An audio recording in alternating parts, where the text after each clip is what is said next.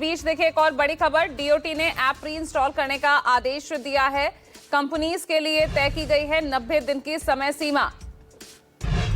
तो बड़ी खबर आपको बता रहे हैं, मोबाइल में संचार साथी ऐप अनिवार्य करने को लेकर अब यहां सियासत तेज होती नजर आ रही है। उधर डीओटी की तरफ से आदेश पारित कर दिया गया है। सभी कंपनीज को 90 दिन की समय सीमा दी गई है। कांग्रेस ने हालांकि केंद्र के फैसले पर सवाल उठाए हैं और प्रियंका गांधी से जब इस बाबत सवाल पूछा गया तो उन्होंने साफ तौर पर कहा कि एक जासूसी ऐप है और ये देश को तानाशाही में बदल रहे हैं।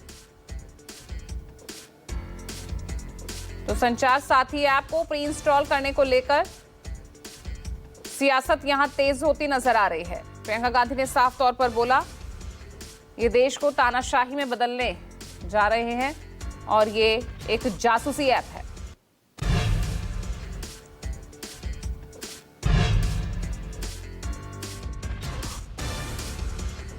I mean, clearly, it's ridiculous. Now, where else do they want to, I mean, citizens have their right to privacy. Even all of you must be having a right to privacy to send your own messages to family, friends, without the government looking at everything.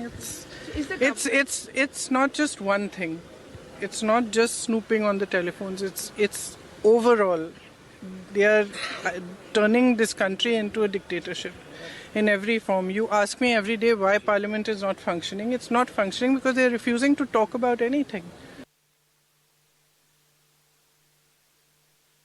और इस पे जो है मुझे लगता है कि parliament किसी कमेटी को अध्ययन करना चाहिए। कहीं ऐसा तो नहीं सबका डेटा रख लें, सबकी इंफॉर्मेशन रख लें, इस बहाने सरकार जो हर एक के मोबाइल में घुस जाए, इसलिए बड़ी चिंता की बात है। इस पर सबको बहुत गंभीरता से विचार करना चाहिए। साइबर सुरक्षा एक बड़ा मुद्दा है। सरकार संचार साथी लाना चाहती है। आपके मोबाइल फोन में संचार साथी रहेगा।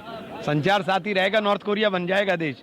क्या करना चाहते हैं? नॉर्थ कोरिया बनाएंगे इस देश को कि कब क्या हंसेंगे, कौन क्या करेगा, कौन क्या नहीं करेगा। लोगों की निजता का उल्लंघन करेंगे। उनके बेडरूम के अंदर 24 घंटे आप बात सुनेंगे। ये कौन सा तरीका है? आप साइबर सिक्योरिटी के नाम के ऊपर लोगों की निजता का हनन नहीं कर सकते हैं। ये जो फोन है आपके हाथ में है, ये फोन है तो इसके बाद तो सब चीज उनके पास रहेगी ना। ऐसे भी इससे बहुत सी संभावनाएं हैं, लेकिन आप फोन कैरी करते हैं ना। हाँ, तो यही तो कह रहे हैं कि उसके बाद तो बिल्कुल कंफर्म हो जाएगा ना।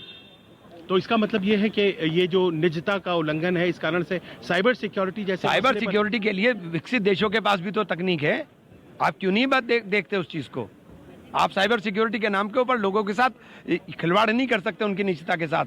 आप लोगों के कमरों में कैमरा नहीं लगा सकते कि आपके मोबाइल 24 घंटे कमरे। आखिरी क्वेश्चन सर, ये दलील दी जा रही है कि ये स्वदेशी टेक्निक से डेवलप्ड है ये संचार साथी। स्वदेशी का मतलब मेरे कमरे में कैमरा लगा देंगे क्या आप? हमारे पास दिमाग है, ब्रेन है, सब जगह हमारी लोग बनाते हैं ये तकनीकें। और देखिए वरिष्ठ सहयोगी रमन कुमार लगातार बने हुए हैं। रमन, यहाँ एसआईआर को लेकर बवाल थम नहीं रहा कि अब ये संचार साथी ऐप को लेकर, जिसे सीधे तौर पर विपक्ष निजता का हनन करार कर रहा है।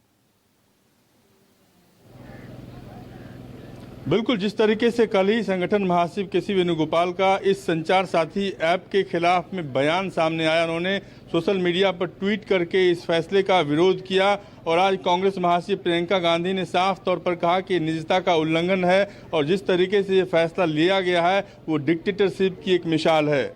दूरसंचार विभाग ने मोबाइल हैंडसेट निर्माताओं को जो सख्त निर्देश जारी किए हैं कि सभी नए उपकरणों में संचार साथी ऐप को प्री इंस्टॉल करना अनिवार्य होगा। ऐसे में डिपार्टमेंट का ये दावा है कि यह कदम साइबर धोखाधड़ी को रोकने, दूरसंचार साइबर सुरक्षा सुनिश्चित करने और जाली या डुप्लीकेट IMEI नंबर वाले उपकरणों की समस्या से निपटाने के लिए ये उपाय किया गया है। लेकिन विपक्ष के नेताओं को ऐसा लगता है कि ये निजता का उल्लंघन है और सरकार जानबूझकर इस तरह का काम कर रही है ताकि जो खुफिया जानकारी है, उस जानकारी को सरकार के पास लाया जा सके और उसका गलत इस्तेमाल भी किया जा सकता है। ऐसे में ये विरोध आगे आने वाले समय में लगातार जारी रहेगा। संसदीय कार्य मंत्री किरण रिजिजू से जब ये सवाल पूछा गया, उन्होंने कहा कि हम विपक्ष से इस मुद्दे पर बात करने के लिए तैयार हैं, लेकिन साथ साथ उन्होंने ये भी कहा कि नए मुद्दे ढूंढ कर लाकर संसद को नहीं चलाने देने की योजना नहीं होनी चाहिए। और संसदीय कार्य मंत्री को ऐसा लगता है कि इस ऐप के बारे में जिस तरीके से प्रतिक्रियाएं सामने आई है, उस प्रतिक्रिया को देखने के बाद ऐसा लगता है तो चलिए यहाँ बस सियासत के लिए नया मुद्दा मिल गया है और इस वक्त जो है संचार साथी ऐप को लेकर विपक्ष लामबंद दिख रहा है। बहुत बहुत शुक्रिया रमन इस तमाम जानकारी के लिए। एक छोटा सा ब्रेक ले रहे हैं, खबरें लगातार जारी हैं।